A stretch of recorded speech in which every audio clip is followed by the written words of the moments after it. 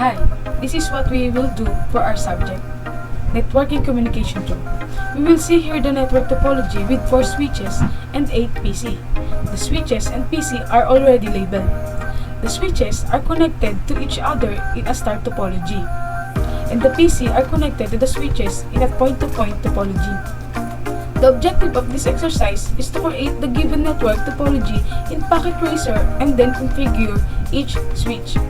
This layout suggests a typical network infrastructure for a school or organization where the part dedicated section with the network, all managed by central switches and connected to a shared resource or server. So, let's create the network in Packet Tracer. First, place 4 switches and label them switch 0, 1, 2, and 3. After that, add 8 PC and label them PC 0, 1, 2, 3, 4, 5, 6, 8. Next, use crossover cables to connect switch 0 to switch 1, switch 2, and switch 3. Then, use straight-through cables to connect each PC to its respective switch.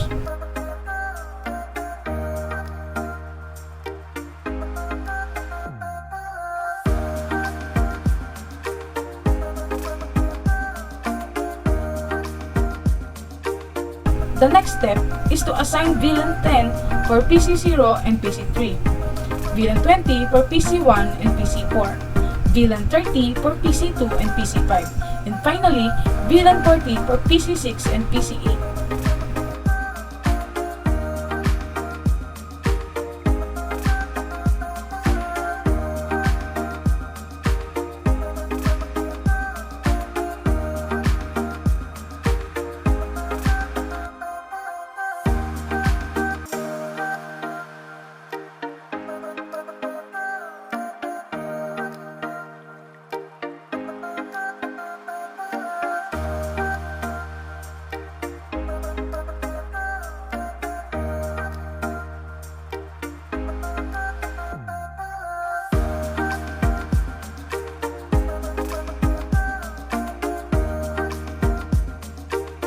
In this setup, I'm working with BTP to manage VLANs across switches.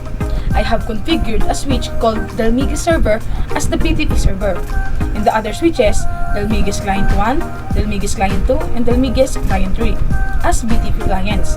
The server switch is responsible for creating VLANs, such as VLAN 10 for admission, VLAN 20 for registrar, VLAN 30 for accounting, and VLAN 40 for computer lab. These VLANs are then automatically shared with all the client switches within the same BTP domain, which is PNC, ensuring they all have the same VLAN configuration. We also configured some ports as trunk ports to allow VLAN traffic between switches. This ensures that the VLANs can communicate across different switches. On the client switches, I set certain ports as access ports, which means they are connected to specific VLANs. For example, on the Delmigis Client 1, port FA1/1 is assigned to VLAN 10 admission, port FA21 to VLAN 20 registrar, and port FA3/1 to VLAN 30 accounting. In BTP client mode, I cannot create or delete VLANs on the client switches. They automatically receive their VLAN settings from the BTP server.